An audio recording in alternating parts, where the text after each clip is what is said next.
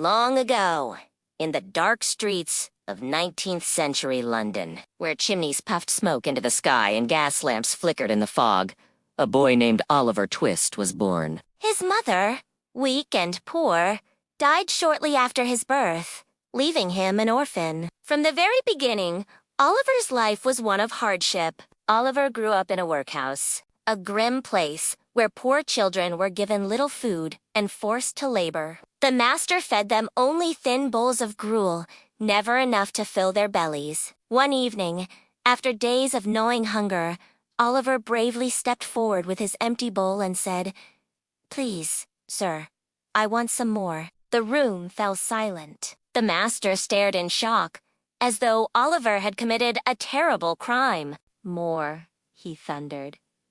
"This boy dares to ask for more." The parish officials, annoyed by his boldness, decided to send him away. Oliver was apprenticed to an undertaker named Mr. Sourberry.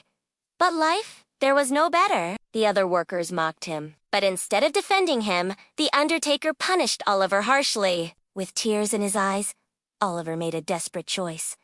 He ran away. For 7 long days, Oliver walked toward London, his feet blistered, his body weak, yet his spirit strong. At last, exhausted, he reached the great city, where carriages rattled down cobbled streets, markets bustled, and fog curled through narrow alleys. Their fate brought him to a boy dressed in rags, but with a confident swagger Jack Dawkins, better known as the Artful Dodger. "Hello, young chap," said the Dodger with a grin.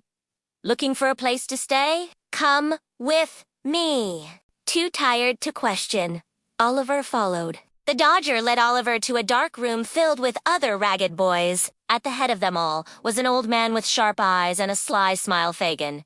"Welcome, my dear," Fagin said sweetly. "You'll be safe here." At first, Oliver thought he had found kindness, but soon he discovered the truth. Fagin was a thief who trained children to pick pockets for him. The Dodger and the others showed Oliver how to snatch handkerchiefs and wallets without being seen. Oliver was horrified, but he was too frightened and hungry to escape. One day, Oliver was taken into the streets with the Dodger and another boy. He watched as they slyly reached into a gentleman's pocket. But before Oliver could stop them, the gentleman turned. The Dodger and his friend vanished like smoke, leaving Oliver behind. "You young rascal!"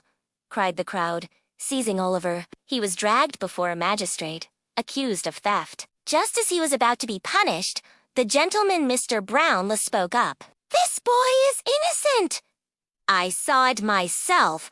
Release him into my care." And so, Oliver was taken to Mr. Brownlow's home, where, for the first time, he knew warmth, good food, and gentle kindness. But Fagin had not forgotten him. Fearing Oliver might betray their secrets, Fagin plotted to bring him back. With the help of the cruel Bill Sikes and the kind-hearted yet trapped, Nancy Oliver was kidnapped on an errand. Oliver wept, but Sikes growled, "No running now, boy, or it'll be the end of you." Bill Sikes soon forced Oliver into a terrible plan of burglary. Late one night, Sikes shoved a pistol into Oliver's small hands and said, "You go in first, boy.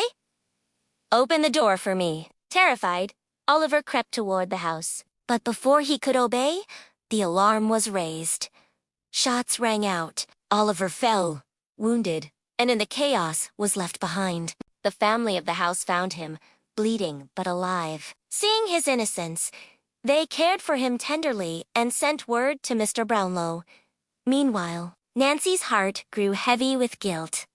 She loved Sikes, but could no longer watch Oliver suffer. Secretly, she went to Mr. Brownlow and revealed Fagin's plots, but Fagin discovered her betrayal. In his fury, he told Sikes, who, blinded by rage, committed a terrible crime against Nancy.